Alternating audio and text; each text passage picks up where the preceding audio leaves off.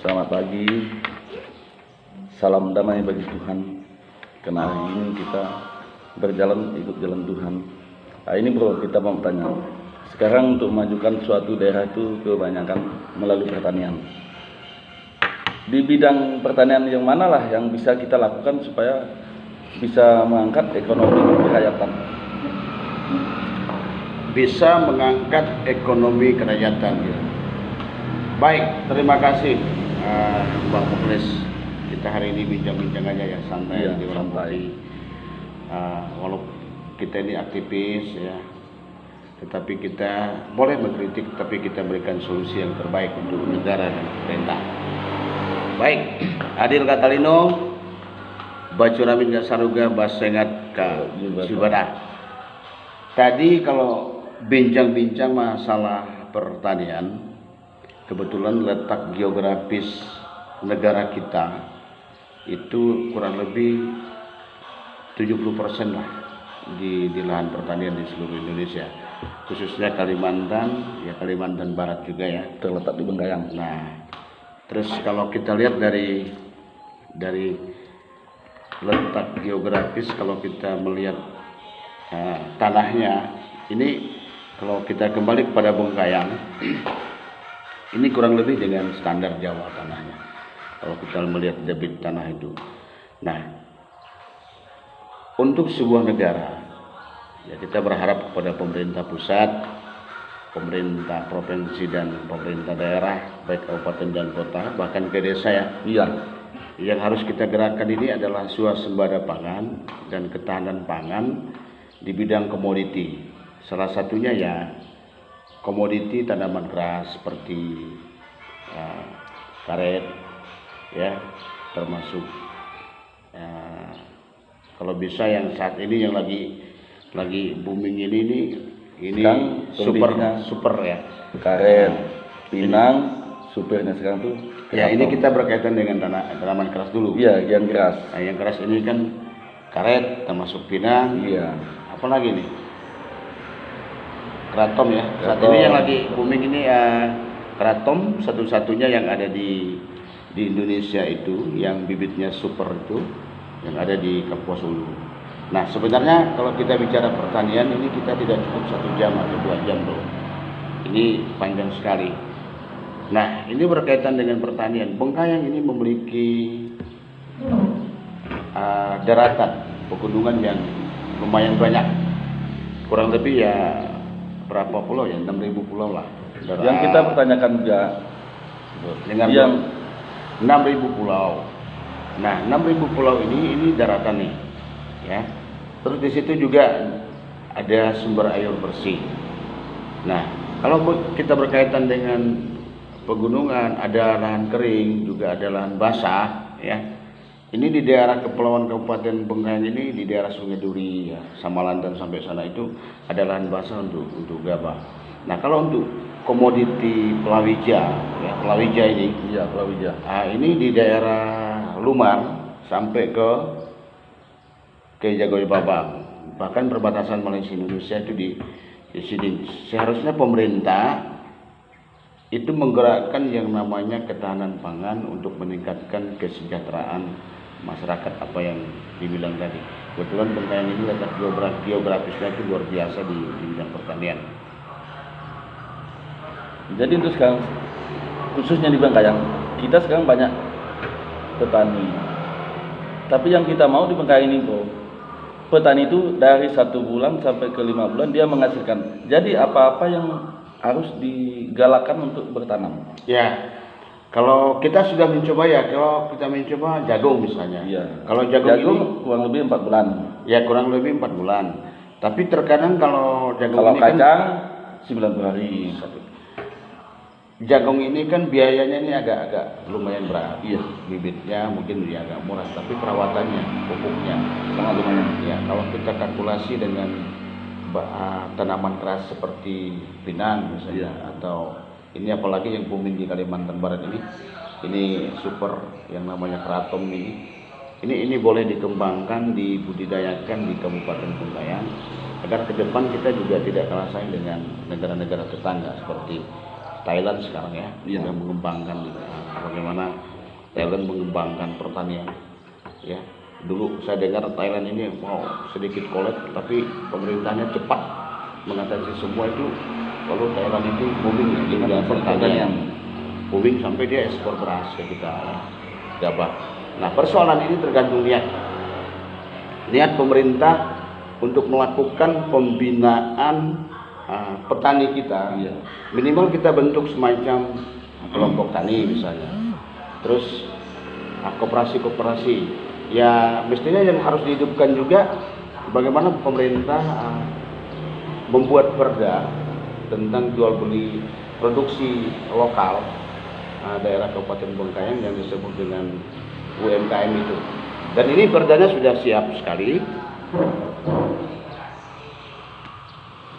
Cuman tergantung bagaimana gerakan pertanian, khususnya di bidang pertanian ini, agar pertanian ini sebagai salah satu pelopor pendapatan masyarakat itu yang paling gitu.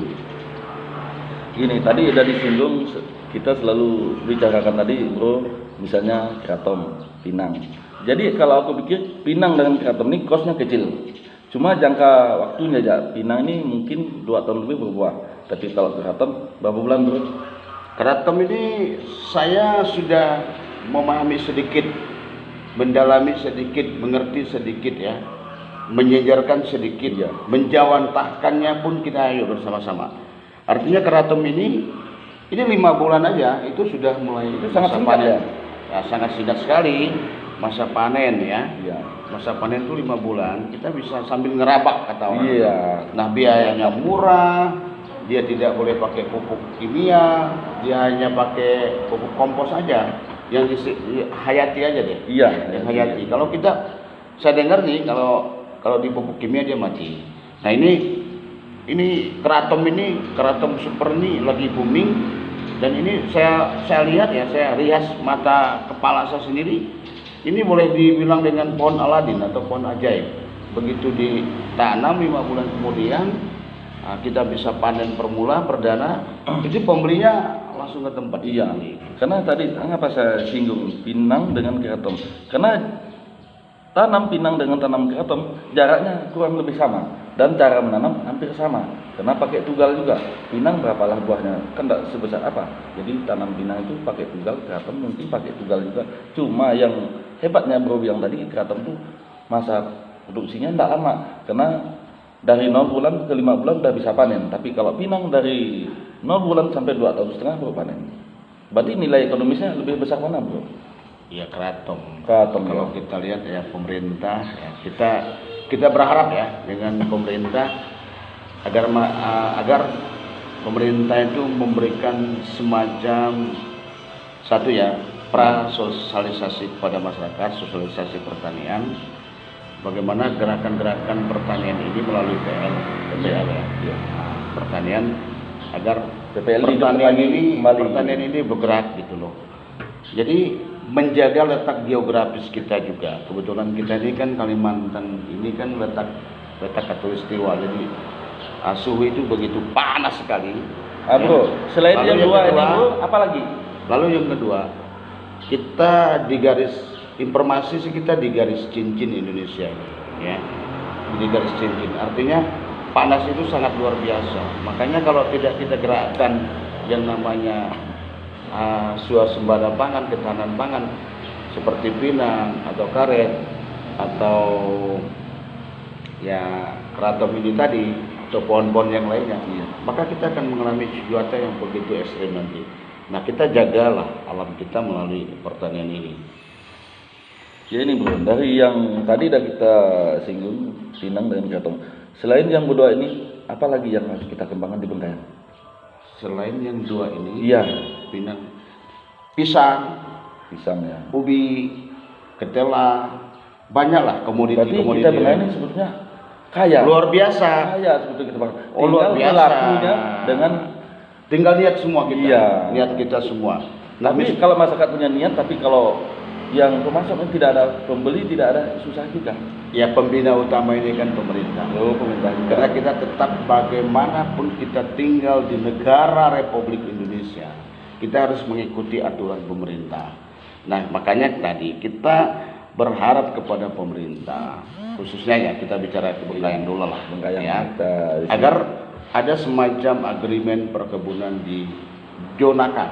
Misalnya di daerah Lumar sampai ke Jagoy Babang ini ada agreement perkebunan pertanian untuk komoditi kita. Misalnya tanaman sayur mayur. Iya. Sekarang kan produksi kita kan luar biasa di daerah Sanggoledo sana ya.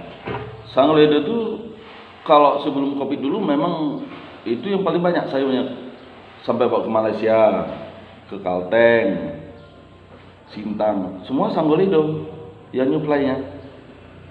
Sanggoledo ya. Sanggoledo. Kenapa kok bisa dijual keluar? Kenapa enggak di sini? Nah itu kita kurang tahu juga bro. Soalnya kalau di Bengkayang mungkin mereka tuh ada perbedaan harga. Kalau di luar kan mungkin harganya memadai.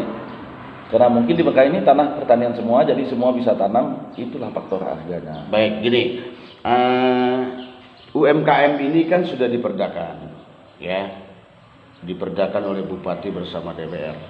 Nah, bagaimana Bupati menyuarakan gerakan pertanian di Kabupaten Bengkayang ini melalui pertanian, melalui dinas-dinas pertanian yang saat ini juga ya kita berharap juga dinas pertanian itu agar ke depan nanti untuk memberikan bibit-bibit itu yang benar-benar yang unggul lah.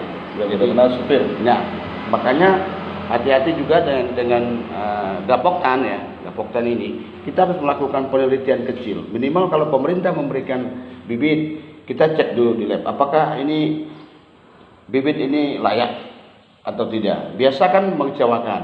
Nah, harapan ke depan marilah kita bersama-sama untuk membangun Kabupaten Bengkayang ini melalui pertanian, karena pertanian ini salah satu akses kita untuk menambah suatu PAD kita ke depan nanti. Makanya saya minta dibuat zona agreement pertanian dan perkebunan komoditi di wilayah Kabupaten Bengkayang. Kita berharap kepada Bupati dan kita yakin Bupati bisa sesuai dengan visi dan misinya. Saya lihat ini Bupati yang baru ini punya gagasan, dengan Pak Wakil Bupati yang baru ini punya gagasan. Salah satu yang sudah menonjol bagaimana beliau melakukan reformasi birokrasi. Ya, saya lihat itu penempatan pejabat-pejabat kita yang ada di Kabupaten Bengkayang ini sudah mulai baik ya. Jadi gini, kita di Bengkayang 17 kecamatan. Jadi untuk pemetaan peletakan jika ada bantuan dari pemerintah untuk pertanian itu harus dibaca juga bro ya. Kan udah aku bilang kan harus ada zona. Iya. Saya tadi kan bentuk zona agreement pertanian dan perkebunan. Ya, dia ada zona. Misalnya kalau wilayah kepulauan, ini gabah nih, padi nih, penghasil nih.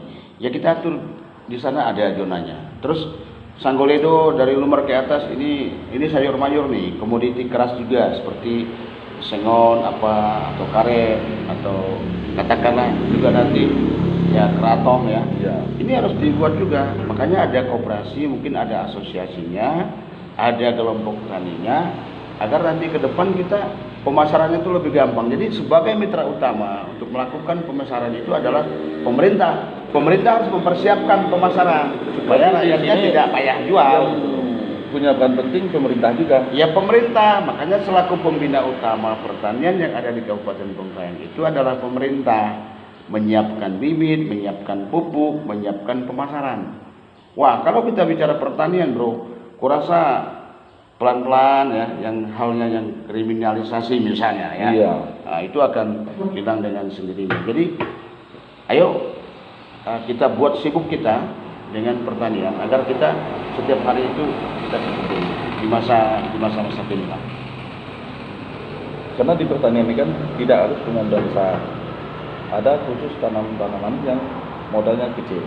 Ya salah satu contoh lah, salah satu contohnya super besar. Nah, salah satu contoh yang sekarang booming ya, katanya sudah ilegal, sudah legal yang namanya keraton di Kapuasulu. Nah, sementara keraton ini kan sudah disuplai ya dari 14 kabupaten dan kota itu sudah mulai menanam nih masyarakat. Nah, bahkan ada lagi sekarang di Kalteng, bukan di Kalimantan Barat aja ya, ada udah di ke Kalteng juga ya. ya. Mungkin juga ke daerah-daerah lain. Nah, kedepannya kita lebih inilah pemerintah kurasa sudah tanggap lah. Kalau bupati yang baru ini dengan wakil bupati yang baru ini sudah punya pengalaman lah di bidang itu. Kita berharap ke depan itu lebih baik lagi lah. Oke, hanya itu yang kita sampaikan karena untuk kemajuan Bengkayang sendiri, jadi mari kita budayakan pertanian, jangan budayakan yang lain-lain. Kalau pertanian itu tidak ada punya keahlian atau sampai yang lain, cukup kita tanam barang pasti hidup. Apalagi keraton ditanam tanpa pupuk bisa panen 5 bulan. Oke, kami sedang bincang-bincang dengan kawan saya ini karena kami juga sekarang penggiat pertanian. Bagaimana ke depan itu pemerintah melakukan pembinaan kerjasama. Semakin kita ini semakin kerjasama, semakin melibatkan semua unsur komponen yang ada untuk membangun Bengkayang ini, kami sangat yakin Bengkayang pasti maju sesuai dengan visi dan misi Bupati. Bengkayang unggul, Bengkayang mantap. Adil Katalino, Bacuramin Kasaruga, Basengat Jubata. Harus. Mau lagi?